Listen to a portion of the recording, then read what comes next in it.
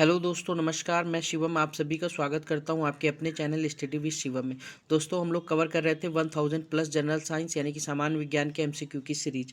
देखिए, आपका चाहे रेलवे का एग्जाम हो, चाहे एसएससी का एग्जाम हो, चाहे अन्य कोई स्टेट लेवल का एग्जाम हो, आपके इस सेक्शन से काफ़ी क्वेश्चंस देखने को मिलते हैं। तो इसीलिए मैं इस सीरीज को लेकर के आया हूँ, जिसमें आपको 1000 प्लस उन क्वेश्चंस को देखने को मिलेगा जो आपके एग्जाम में पूछे जाते रहे हैं, जो रिपीट होते रहे हैं। उन क्वेश्चंस को इस सीरीज में देखने को मिलेगा। देखिए, ये रेलवे के लिए तो बहुत ही यूजफुल टेस्ट सीरीज है और बाकी सभी एग्जाम्स के लिए भी काफ़ी यूजफुल टेस्ट सीरीज है। तो चलिए हम लोग देखते हैं आज का पहला क्वेश्चन। देखिए दोस्तों, आज का आपका पहला क्वेश्चन है, विद्युत उत्पन्न करने के लिए किस धातु का उपयोग किया जाता है। आपके ऑप्शंस हैं यूरेनियम, लोहा, तांबा, एल्यूमिनियम। चलिए फटाफट आप लोग आंसर कीजिए। देखिए, आपका राइट आंसर है यूरेनियम। तो विद्युत उत्पन्न करने के लिए आपका यूरेनियम धातु का प्रयोग किया जाता है। ठीक है, चलिए हम लोग अगले क्वेश्चन की तरफ चलते हैं। आपका नेक्स्ट क्वेश्चन है, लोलक की कालावधि यानी कि टाइम पीरियड आपको बताना है, क्या किस पर निर्भर करता है। आपके ऑप्शंस हैं द्रव्यमान के ऊपर निर्भर करता है, लंबाई के ऊपर निर्भर करता है, समय के ऊपर निर्भर करता है, तापक्रम के ऊपर निर्भर करता है। आपको मिलते हैं 5 सेकेंड।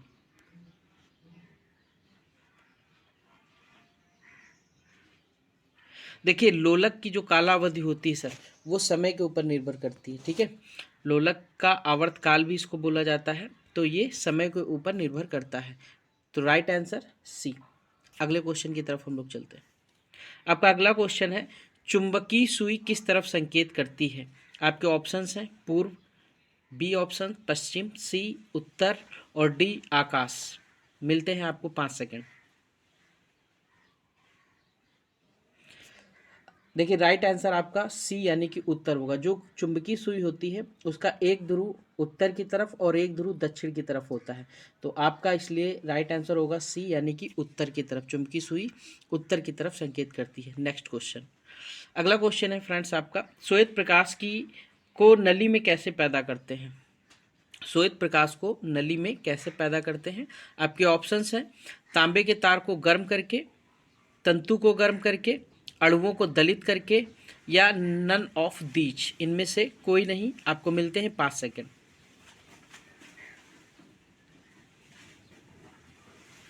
देखिए, आपका बी ऑप्शन करेक्ट है। तंतु को गर्म करके श्वेत प्रकाश को नली में पैदा करते हैं। जैसा कि आपका बल्ब में जो आपका बल्ब होता है उसमें आपके जो तंतु होते हैं उसी को नली में गर्म करके प्रकाश को उत्पन्न किया जाता है। तो राइट आंसर आपका होगा बी। अगले क्वेश्चन की तरफ हम लोग चलते हैं। आपका नेक्स्ट क्वेश्चन है, महासागर की ऊंची जल तरंगें कैसी होती हैं। कैसे होती हैं, हाँ, कैसे उत्पन्न होती हैं। आप यहाँ पर उत्पन्न शब्द ऐड कर लें। और आपके ऑप्शंस हैं भूकंप से, सूर्य से, तारों से, चंद्रमा से। आपको मिलते हैं 5 सेकेंड। देखिए, आपका राइट आंसर होगा सर चंद्रमा, है ना। तो आपका जो महासागर में उठने वाली जो ऊंची जल तरंगे होती हैं वो चंद्रमा से उत्पन्न होती, चंद्रमा के कारण आपका उत्पन्न होती है। देखिए, क्या होता है कि जो चंद्रमा की आकर्षण शक्ति होती है उसका अधिक होना ये माना जाता है। अब चूंकि आपने सूर्य पर भी बहुत से लोगों का ध्यान गया होगा, लेकिन आप जानते हैं कि सूर्य जो है चंद्रमा से काफ़ी बड़ा है। लेकिन कारण ये होता है कि जो चंद्रमा होता है वो सूर्य की अपेक्षा पृथ्वी के अधिक नज़दीक होता है, बहुत नज़दीक है चंद्रमा। तो इसी वजह से जो सबसे बड़ा प्रभाव पड़ता है, जो सबसे ज़्यादा आकर्षण बल पड़ता है, वो आपका चंद्रमा का पड़ता है। तो आपका राइट आंसर चंद्रमा होगा। चलिए हम लोग बढ़ते हैं अगले क्वेश्चन की तरफ। कमरे को ठंडा किया जा सकता है। आपके ऑप्शंस हैं पानी के बहने से, संपीड़ित गैस को छोड़ने से, रसोई गैस से, ठोस को पिघलाने से। आपको मिलते हैं 5 सेकेंड। तो देखिए, इस क्वेश्चन का राइट आंसर होगा आपका संपीड़ित गैस को छोड़ने से कमरे को ठंडा किया जा सकता है। ठीक है, अगले क्वेश्चन की तरफ। प्रकाश के सातों रंगों को अलग अलग प्राप्त किया जाता है। आपके ऑप्शंस हैं एक प्रिज्म की सहायता से, फिल्टर की सहायता से, कैमरे की सहायता से, या अलग नहीं किया जा सकता है। आपको मिलते हैं 5 सेकेंड। तो जिन भी स्टूडेंट्स का ए ऑप्शन यानी कि एक प्रिज्म की सहायता से है, उनका बिल्कुल करेक्ट आंसर है। तो देखिए, एक प्रिज्म की सहायता से आप प्रकाश के सातों रंगों को अलग अलग प्राप्त कर सकते हैं। आपने ये क्लास 10th में जरूर पढ़ा होगा कि प्रिज्म वर्ण विक्षेपण की घटना जो होती है, तो वर्ण विक्षेपण में आप देखते हैं कि एक प्रिज्म से जब एक श्वेत प्रकाश की किरण को गुजारा जाता है या निकाला जाता है तो अपने 7 अवयवी रंगों में विभक्त हो जाती है। ठीक है, और उसका एक सिंपल सा ट्रिक भी होता है, जो कलर का आपका पैटर्न होता है वो विबग्योर आपका होता है ये। ठीक है, ये आपका इस फॉर्म में आपका देखने को मिलता है। तो चलिए हम लोग अगले क्वेश्चन की तरफ चलते हैं। अगला क्वेश्चन है, सूर्य ग्रहण तब होता है जब आपके ऑप्शंस हैं चंद्रमा बीच में हो, किसके बीच में, सूर्य और पृथ्वी के बीच में चंद्रमा हो। अगला ऑप्शन है पृथ्वी बीच में हो, यानी कि सूर्य और चंद्रमा के बीच में पृथ्वी हो, सूर्य बीच में हो, इनमें से कोई नहीं। आपको मिलते हैं 5 सेकंड।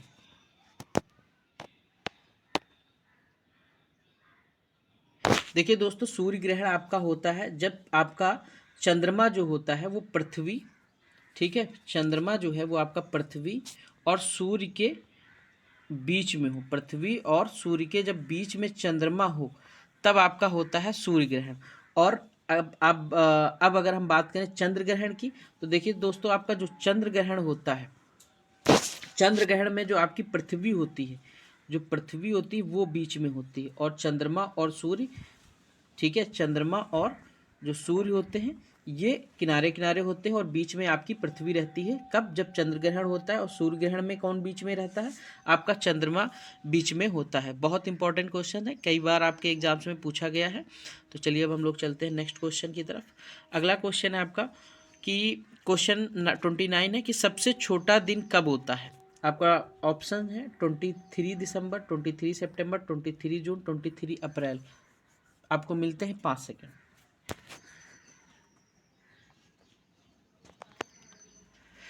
देखिए दोस्तों, 23 दिसंबर को आपको सबसे छोटा दिन होता है। कई जगह आपको ये 22 दिसंबर भी लिखा हुआ मिलेगा।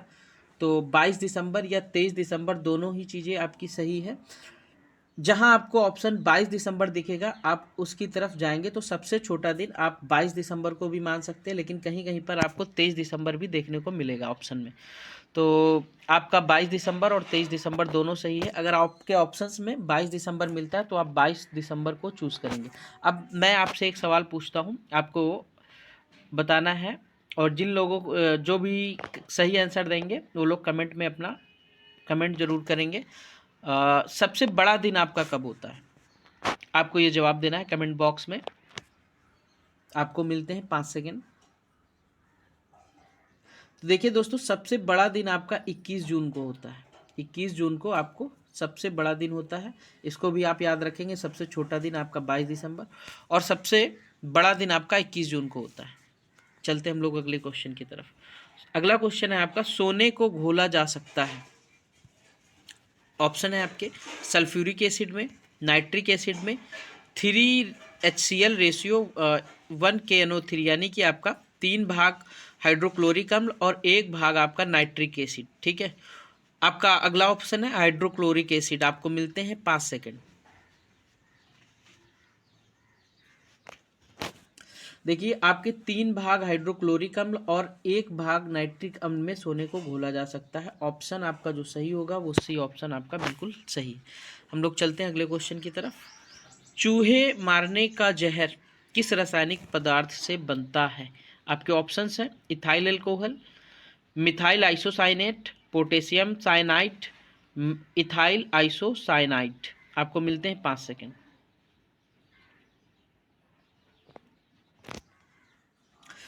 जिन भी कैंडिडेट्स का आपका सी ऑप्शन यानी कि पोटेशियम साइनाइड है उनका बिल्कुल सही जवाब है। आपके चूहे मारने का जो जहर है वो पोटेशियम साइनाइड से बनता है। अगले क्वेश्चन की तरफ। अगला क्वेश्चन है आपका, हाइड्रोजन को जलाने से क्या बनता है। आपके ऑप्शंस हैं ऑक्सीजन, रॉक, मिट्टी, पानी। आपको मिलते हैं 5 सेकंड।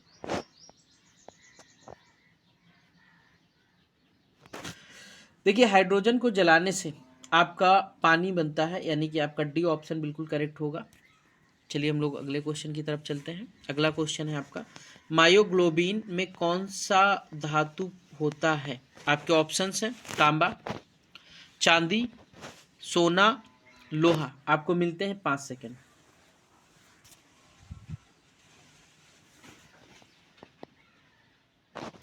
जिन भी कैंडिडेट्स का डी ऑप्शन यानी कि लोहा है उनका बिल्कुल सही है। मायोग्लोबिन में आपका लोहा पाया जाता है। चलते हैं हम लोग अगले क्वेश्चन की तरफ। एस्प्रीन कहाँ से प्राप्त होता है? आपके ऑप्शंस हैं पेट्रोलियम से, पृथ्वी से, एक पेड़ से, एसिड की रासायनिक अभिक्रिया से। आपको मिलते हैं 5 सेकंड।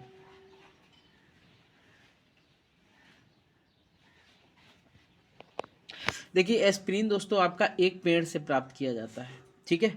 और एस्प्रीन का यूज जो होता है वो कहाँ होता है सर? वो आपका हार्ट अटैक हो गया आपका, ठीक है, हार्ट अटैक में आपका यूज होता है एस्प्रीन का।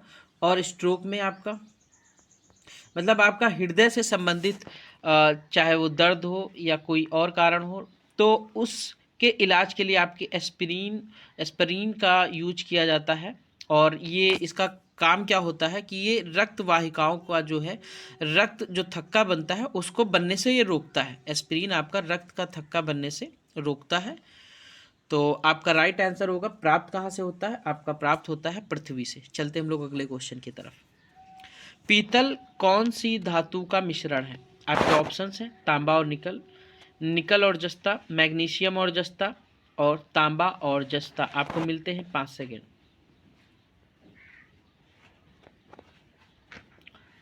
देखिए पीतल जो है वो आपका तांबा और जस्ता से मिलकर बनता है, ठीक है।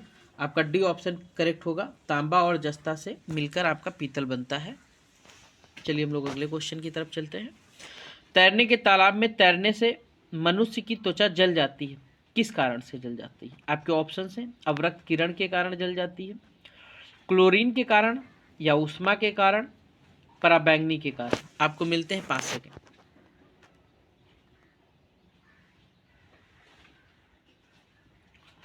देखिए आपका जो तैरने के तालाब में मनुष्यों की त्वचा जलने का कारण है वो आपका क्लोरीन के कारण, ठीक है, क्लोरीन के कारण, यानी कि बी ऑप्शन आपका बिल्कुल करेक्ट होगा। अगले क्वेश्चन की तरफ नेक्स्ट। जब वैद्युतिक ऊर्जा गति में परिवर्तित होती है, जब वैद्युतिक ऊर्जा है ना, यानी विद्युत ऊर्जा जो होती है वो गति में परिवर्तित होती है, तब क्या होता है? आपके ऑप्शंस हैं ऊष्मा की कोई हानि नहीं होती है, 50% ऊष्मा की हानि होती है, 30% ऊष्मा की हानि होती है, 80% ऊष्मा की हानि होती है। देखिए ये क्वेश्चन आपका पूछा गया क्वेश्चन है, रेलवे के एग्जाम में ये क्वेश्चन आया हुआ है। आपको मिलते हैं 5 सेकेंड।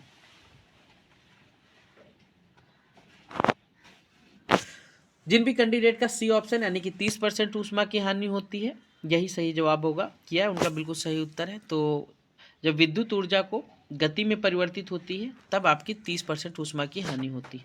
नेक्स्ट, शक्कर के किण्वन से क्या बनता है? आपके ऑप्शंस हैं ethyl alcohol, methyl alcohol, acetic acid, chlorophyll. मिलते हैं आपको 5 सेकेंड। जिन भी कैंडिडेट्स का आपका इथाइल अल्कोहल है उनका बिल्कुल सही जवाब है, शक्कर के किण्वन से आपका इथाइल अल्कोहल प्राप्त होता है। अगले क्वेश्चन की तरफ। अम्ल वर्षा होती है, आपके ऑप्शन हैं कारखानों से, पेट्रोल से, कोयला जलाने से, लकड़ी से। मिलते हैं 5 सेकेंड। देखिए ए ऑप्शन आपका सही होगा, अम्ल वर्षा जो होती है वो कारखानों से होती है। जो कारखानों से धुआं निकलता है आपका, वही बादलों में जो है मिश्रण होकर अम्ल का रूप लेकर के बारिश होती है। तो आपका राइट आंसर होगा कारखानों से। अगले क्वेश्चन की तरफ। गेहूं की खेती के लिए कौन से उर्वरक उपयोग करते हैं? हाँ, गेहूं की खेती में जो है आपका कौन कौन से उर्वरक प्रयोग में आता है? आपके ऑप्शंस हैं इनमें से, ठीक है, नाइट्रोजन, पोटेशियम, तांबा, आयरन। आपको मिलते हैं 5 सेकेंड। देखिए दोस्तों गेहूं की खेती में आपका नाइट्रोजन का यूज किया जाता है, ए ऑप्शन आपका बिल्कुल सही होगा। अगले क्वेश्चन की तरफ। जब एक पत्थर को चांद की सतह से पृथ्वी पर लाया जाता है तो तो आपके ऑप्शंस क्या हैं? इसका द्रव्यमान बदल जाएगा, इसका भार बदल जाएगा, द्रव्यमान नहीं, भार और द्रव्यमान दोनों बदल जाएंगे, या फिर दोनों नहीं बदलेंगे। आपको मिलते हैं 5 सेकेंड। देखिए दोस्तों, जब कोई पत्थर को चांद की सतह से पृथ्वी पर लाया जाएगा तो उसके द्रव्यमान में कोई चेंज नहीं होगा। अगर हम लोग भी पृथ्वी से चांद पर जाएं तो हमारे द्रव्यमान में कोई चेंज नहीं होगा, हमारा भार जो होगा वो चेंज हो जाएगा। ठीक है, भार बदल जाएगा, क्योंकि जो गुरुत्वाकर्षण बल है वो पृथ्वी की तुलना में 1/6 है, 1/6 है। तो भार क्या हो जाएगा, यहाँ पर जब वो वस्तु आएगी, चांद से जो पत्थर लाया जाएगा वो यहाँ पर और अधिक उसका भार बढ़ जाएगा। ठीक है, अगर हम लोग चांद पर जाएंगे तो हम लोगों का भार घट जाएगा। ठीक है, वो गुरुत्वाकर्षण के कारण। तो आपका बी ऑप्शन बिल्कुल सही है, इसका भार बदल जाएगा लेकिन द्रव्यमान में कोई चेंजेस नहीं होंगे। अगले क्वेश्चन, आप लिफ्ट में खड़े हैं, लिफ्ट में फर्श पर आपके भार द्वारा लगने वाला बल, आपके ऑप्शंस हैं। लिफ्ट में 9.8 मीटर पर सेकेंड स्क्वायर के त्वरण से ऊपर जाते समय शून्य होगा। लिफ्ट में 9.8 मीटर पर सेकेंड स्क्वायर के त्वरण से नीचे जाते समय शून्य होगा। लिफ्ट में 9.8 मीटर पर सेकेंड स्क्वायर के त्वरण से किसी भी दिशा में जाते समय शून्य होगा। लिफ्ट के त्वरण की दर बदलने से प्रभावित नहीं होगा। आपको मिलते हैं 5 सेकेंड। देखिए आपका बी ऑप्शन सही होगा। लिफ्ट में 9.8 मीटर पर सेकेंड स्क्वायर के त्वरण से नीचे जाते समय, हाँ, नीचे जाते समय आपका क्या होगा, शून्य होगा। अगर आप ऊपर जाने की बात करेंगे तो आपको भार बढ़ा हुआ प्रतीत होगा। ऊपर जाते समय आपको भार बढ़ा हुआ प्रतीत होगा, लेकिन नीचे जाते समय आपका भार घटा हुआ यानी कि शून्य आपका प्रतीत होगा। चलिए हम लोग अगले क्वेश्चन की तरफ चलते हैं। आपका अगला क्वेश्चन है, आमतौर पर सुरक्षा फ्यूज लगाने वाले तार किस पदार्थ का बना होता है। आपके ऑप्शंस हैं टिन, सीसा, निकल, टिन और शीशे की मिश्र धातु से। आपको मिलते हैं 5 सेकेंड।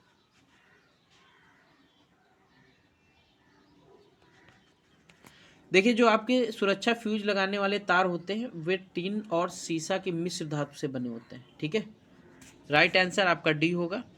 चलिए हम लोग अगले क्वेश्चन की तरफ।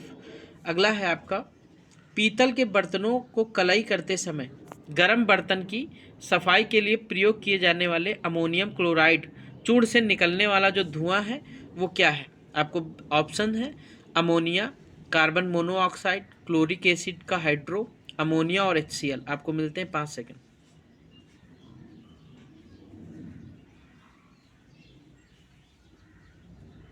देखिए आपका राइट आंसर होगा डी ऑप्शन, अमोनिया और HCl। जो धुआं निकलता है वो आपका अमोनिया और हाइड्रोक्लोरिक अम्ल का होता है। ठीक है, तो चलिए हम लोग अगले क्वेश्चन की तरफ चलते हैं। जस्ते के एक आयतन भाग घनत्व 7100 किलोग्राम प्रति मीटर क्यूब के दो आयतन भाग तांबा घनत्व 8900 किलोग्राम प्रति मीटर क्यूब से मिलाने पर पीतल बनता है। तो पीतल का आपको घनत्व बताना है, क्या होगा। आपके ऑप्शन है 8000 किलोग्राम प्रति मीटर क्यूब, 83,000 किलोमीटर प्रति क्यूब, 95,000 किलोग्राम प्रति मीटर क्यूब, 98,100 किलोग्राम प्रति मीटर क्यूब। आपको मिलते हैं 5 सेकेंड। देखिए दोस्तों 83,000 यानी कि 83,000 किलोग्राम प्रति मीटर क्यूब हो जाएगा आपका पीतल का घनत्व। नेक्स्ट क्वेश्चन, अल्कोहलिक खमीर का आखिरी उत्पाद क्या है। ठीक है, अल्कोहलिक खमीर का आखिरी उत्पाद क्या है ये आपसे पूछा गया। आपके ऑप्शन है pyruvic acid, acetaldehyde, ethyl alcohol, formic acid. आपको मिलते हैं 5 सेकेंड। देखिए दोस्तों अल्कोहलिक खमीर का जो आखिरी उत्पाद होता है वो आपका इथाइल अल्कोहल होता है। ठीक है, तो ये आपका राइट आंसर होगा option number C, ethyl alcohol. Next, HCl कांच की बोतल में नहीं रखा जाता क्योंकि वह अभिक्रिया करता है। आपके ऑप्शन है दृश्य प्रकाश से, कांच की सोडियम ऑक्साइड से, कांच की एल्युमिनियम ऑक्साइड से, कांच की सिलिकॉन डाइऑक्साइड से। आपको मिलते हैं 5 सेकेंड।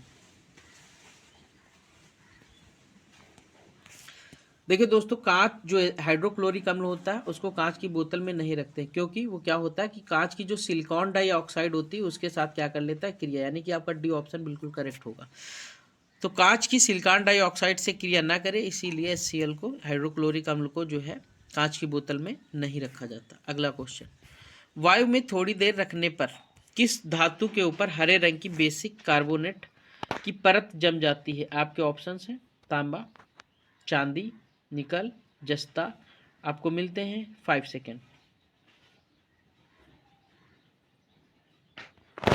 देखिए आपका तांबा ठीक है। जो तांबा होता है अगर हम उसको वायु में थोड़ी देर के लिए रख दें तो उसके ऊपर जो होती है एक बेसिक कार्बोनेट की हरे रंग की जो है परत जम जाती है। तो इसलिए आपका राइट आंसर होगा तांबा। 48 का आपका ए ऑप्शन बिल्कुल सही है। अगले क्वेश्चन की तरफ, कच्चे फलों को कृत्रिम रूप से पकाने के लिए प्रयोग में लाई जाने वाली गैस का नाम आपको बताना है। आपके ऑप्शन हैं अमोनिया, नाइट्रोजन, कार्बन, एथिलीन व एसिटिलीन। आपको मिलते हैं 5 सेकेंड। देखिए राइट आंसर आपका होगा एथिलीन व एसिटिलीन। ये आपके राइट आंसर होंगे। कई बार आपने पढ़ा भी होगा इसको। मुझे लगता है कि ज़्यादातर आप सभी को ये इसका राइट आंसर पता था। चलिए हम लोग अगले क्वेश्चन की तरफ चलते हैं। अगला क्वेश्चन है आपका, विस्फोटक नाइट्रोग्लिसरीन एक है। आपके ऑप्शन है नमक, नाइट्रो हाइड्रोकार्बन, सम्मिश्रण हाइड्रोकार्बन, एस्टर। आपको मिलते हैं 5 सेकेंड। देखिए आपका एस्टर जो विस्फोटक नाइट्रोग्लिसरीन होता है वो एक एस्टर होता है। ठीक है। नेक्स्ट, जस्ते को एक बर्तन पर विद्युत लेपन की विधि में आपको बताना है कि कैसे बनाया जाता है। बर्तन को ऋण ध्रुव बनाया जाता है, शुद्ध जस्ते को धन ध्रुव बनाया जाता है। बर्तन को ऋण ध्रुव और शुद्ध जस्ते को धन ध्रुव बनाया जाता है। बर्तन को धन ध्रुव और शुद्ध जस्ते को ऋण ध्रुव बनाया जाता है। आपको मिलते हैं 5 सेकेंड।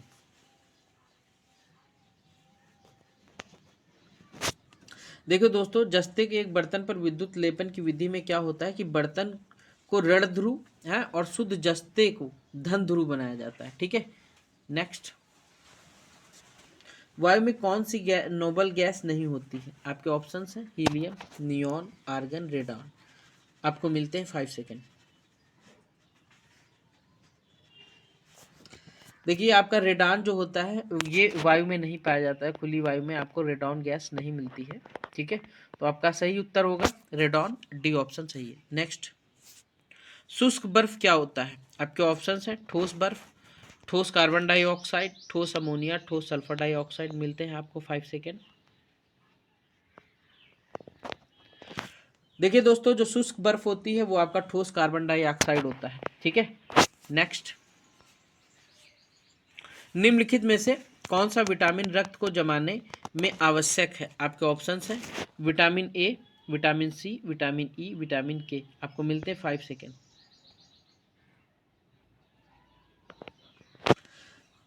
देखिए दोस्तों, आपका जो विटामिन के होता है ये रक्त का थक्का जमाने के लिए बहुत ही अनिवार्य सब्सटेंस है।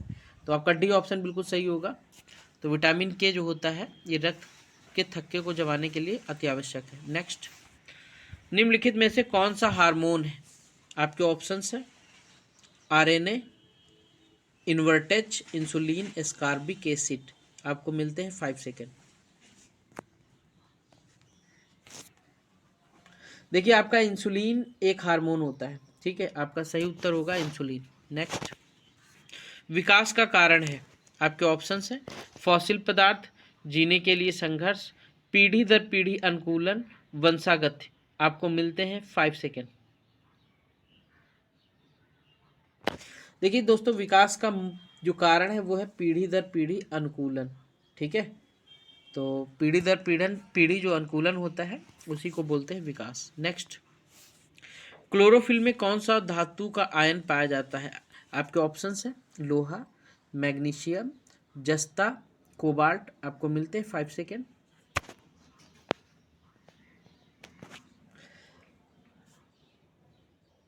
देखिए क्लोरोफिल में मैग्नीशियम धातु का आयन पाया जाता है। ये आपका आरआरबी ग्रुप डी 2018 में पूछा गया था क्वेश्चन। क्लोरोफिल में जो है आपका मैग्नीशियम पाया जाता है। नेक्स्ट, निम्नलिखित में से कौन सा मनुष्य में अवशेषी अंग नहीं है। ठीक है। आपके ऑप्शन है निक्टिटेटिंग पर्दा, कर्णपालिकी कणाभ, मांसपेशियां, सामने वाले चपट दांत यानी कि कृंतक, वर्मीफॉर्म अपेंडिक्स। आपको मिलते हैं 5 सेकेंड।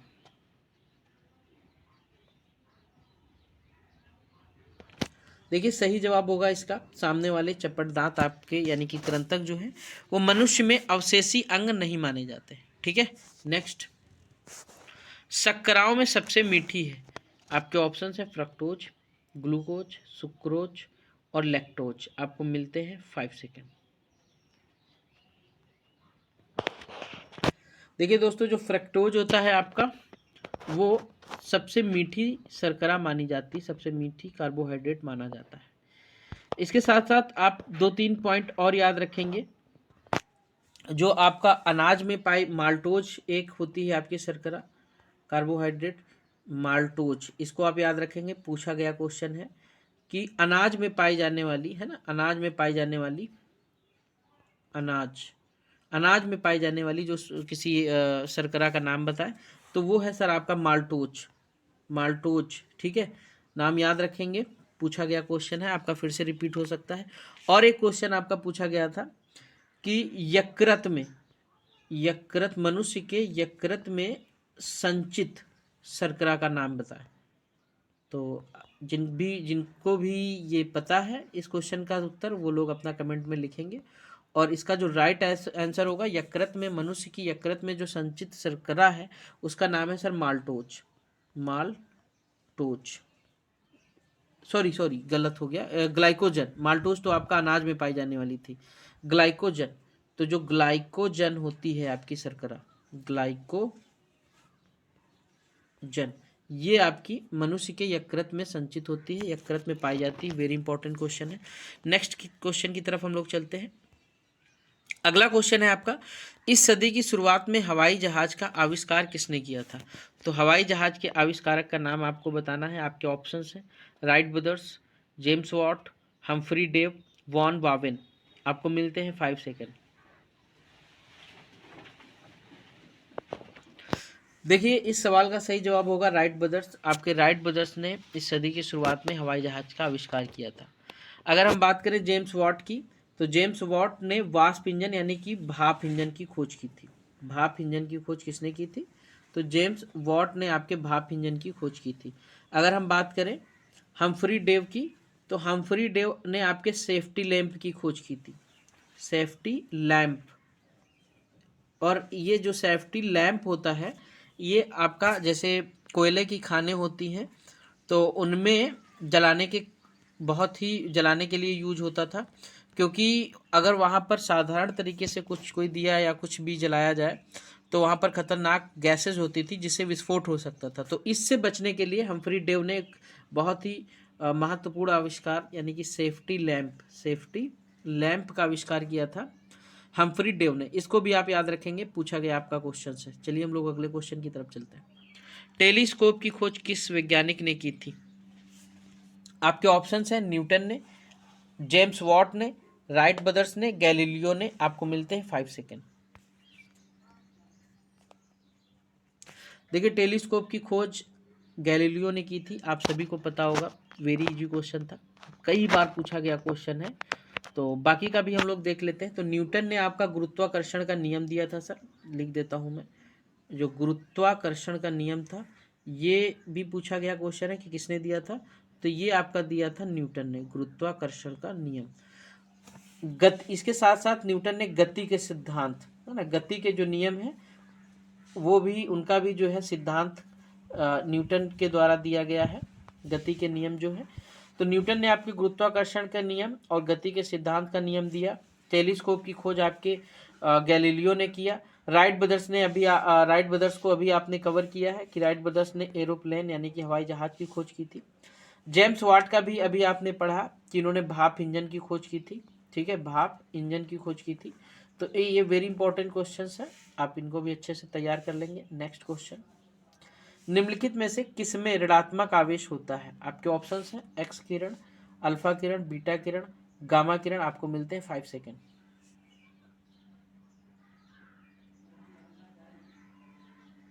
देखिए, इस सवाल का सही उत्तर होगा आपका बीटा किरण। ठीक है, बीटा किरण जो होती है आपकी, सी ऑप्शन, वे ऋणात्मक आवेश होता है उनमें। नेक्स्ट, दो उत्तरोत्तर सुरंग अथवा गर्त के बीच की दूरी को क्या कहते हैं? आपके ऑप्शंस हैं आयाम, तरंग दैर्घ्य, आवृत्ति, आवर्तकाल। आपको मिलते हैं 5 सेकेंड।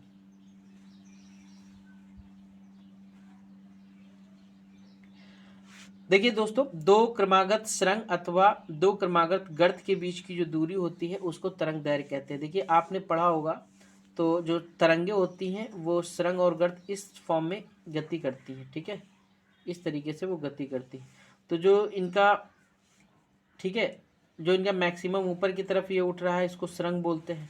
और एक सरंग से, है ना, एक सरंग से एक सरंग के बीच की दूरी को क्या बोलते हैं? एक सरंग से एक सरंग के बीच की इतनी दूरी को सर तरंग दैर्घ्य बोलते हैं। इसी तरीके से अगर हम गर्त की बात करें, एक ये गर्त हो गया और एक ये गर्त हो गया, तो इस दो क्रमागत गर्तों के बीच की भी दूरी को क्या बोलते हैं? तरंग दैर्घ्य बोलते हैं। और तरंग दैर्घ्य को लैम्डा से लिखा जाता है। इसके साथ साथ हम अगर बात करें आयाम किसको बोलते हैं, तो आयाम को भी मैं आपको बताने वाला हूँ। आयाम किसको कहते हैं? एक मिनट। आयाम सर आपका ये होता है ना, किसी माध्यम में सबसे सामान्य अपने माध्यम में जो सबसे ऊंची दूरी आपकी ये तरंग तय करती है, इस दूरी को, इसी को आपको बोलते हैं आयाम। इसको आयाम को ए से लिखा जाता है। आवृत्ति की बात करें, आवृत्ति आपकी होती है एक सेकंड में किए गए कंपनों की संख्या को आवृत्ति कहते हैं। ठीक है, एक सेकंड में किए गए कंपन, एक सेकंड में जो कंपन किए जाते हैं, जो दोलन किए जाते हैं, उनको आवृत्ति कहते हैं। आवर्तकाल की बात करें तो एक कंपन में लगने वाला जो समय होता है, एक कंपन में जो समय लगता है उसको आवर्तकाल कहते हैं। ये सभी चीज़ें आप अच्छे से याद कर लें। आयाम किसको कहते हैं? अपनी साम्य अवस्था में जितना अधिक विस्थापन, मतलब जितना अधिक वो दूर जा सकता है कोई तरंग, उसको आयाम। तरंग दैर्घ्य दो क्रमागत सुरंग अथवा दो क्रमागत गर्त के बीच की दूरी को तरंग दैर्घ्य। आवृत्ति एक सेकंड में किए गए कंपनों की जो संख्या होती है उसको आवृत्ति बोलते हैं। आवर्तकाल एक कंपन में जो लिया गया समय होता है उसको आवर्तकाल कहते हैं। नेक्स्ट, पदार्थ के संवेग के अनुपात से कौन सी भौतिक राशि प्राप्त की जाती है? आपके ऑप्शंस हैं वेग, त्वरण, द्रव्यमान, बल। आपको मिलते हैं 5 सेकेंड।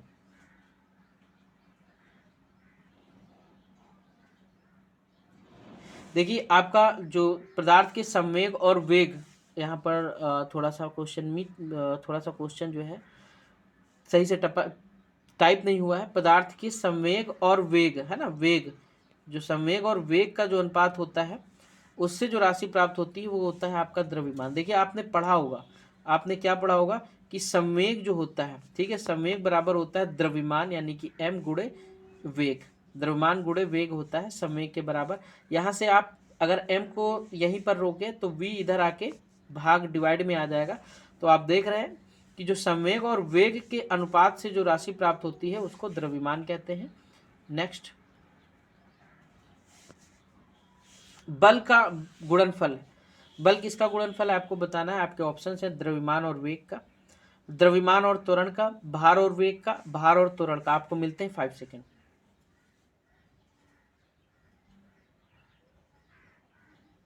देखिए, आपका बल जो होता है F, है ना, बल को F से लिखते हैं, तो ये होता है आपका द्रव्यमान यानी m इंटू ए, त्वरण यानी कि ए। तो जो आपका बल का गुणनफल हो गया वो द्रव्यमान गुणे त्वरण, बी ऑप्शन आपका सही होगा।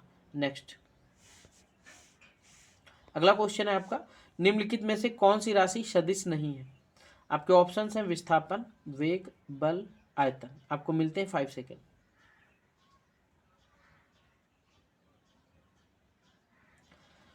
देखिए दोस्तों, यहाँ पर आपका जो आयतन है वो सदिश राशि नहीं है। आपको पता है कि सदिश राशि वे राशियां होती हैं जिनको व्यक्त करने के लिए परिमाण और दिशा दोनों की आवश्यकता होती है।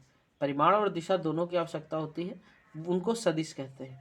और आयतन आपका है अदिश राशि, क्योंकि इसमें सिर्फ परिमाण की आवश्यकता है, दिशा की कोई आवश्यकता इसको व्यक्त करने के लिए नहीं।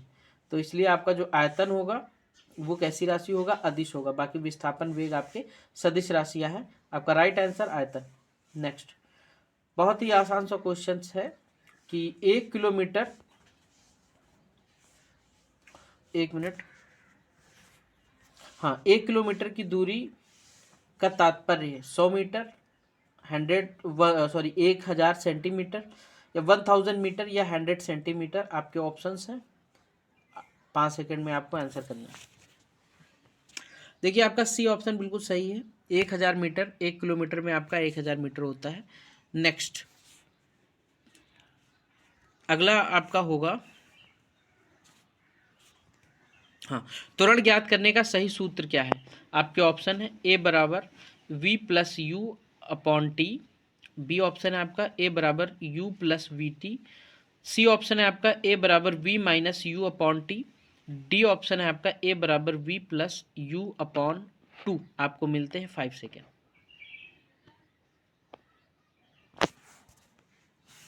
देखिए दोस्तों, जो आपका त्वरण ज्ञात करने का सही सूत्र है वो आपका सी ऑप्शन बिल्कुल करेक्ट है।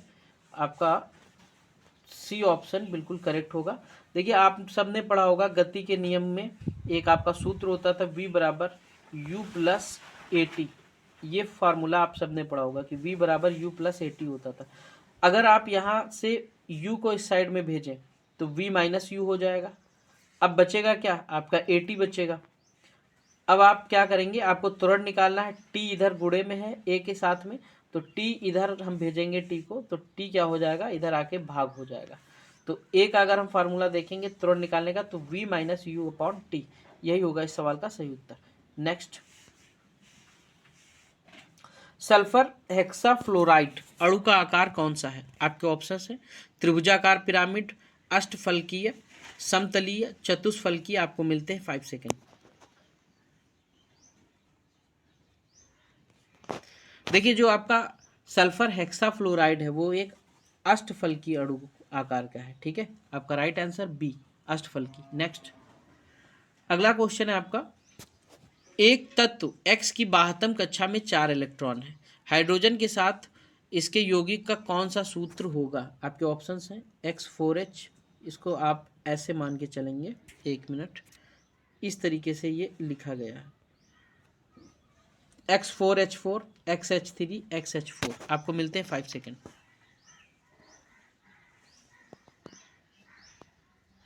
देखिए राइट आंसर होगा आपका XH4, ठीक है, XH4।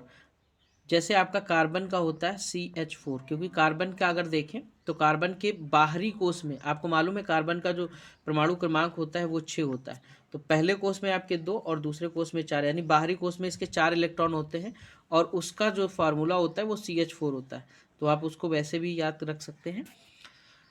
नेक्स्ट, तो दोस्तों आज के लिए फिर इतना ही इस क्लास में, और आपको कैसा ये सेशन लगा है आप कमेंट करके बताएं। वीडियो को लाइक करेंगे दोस्तों के साथ में भी शेयर करें और चैनल को सब्सक्राइब करें। देखिए थोड़ा सा लेट हो जाएगा, लेकिन 2-3 दिन में मैं जैसे ही मुझे समय मिलता रहेगा मैं वीडियो डालता रहूँगा, क्योंकि मेरा भी एग्ज़ाम लगा हुआ है। तो जितना समय मिल पा रहा है मैं कंटेंट इकट्ठा करता जा रहा हूँ, और 2-3 दिन में कंटेंट इकट्ठा होने के बाद में मैं वीडियो शूट कर देता हूँ। तो आप सभी का प्यार और सहयोग मिलता रहे इस चैनल को, आप सभी से यही अपेक्षा है, यही प्रार्थना है। चलिए फिर मिलते हैं नेक्स्ट वीडियो में, तब तक के लिए bye bye, best of luck, thank you.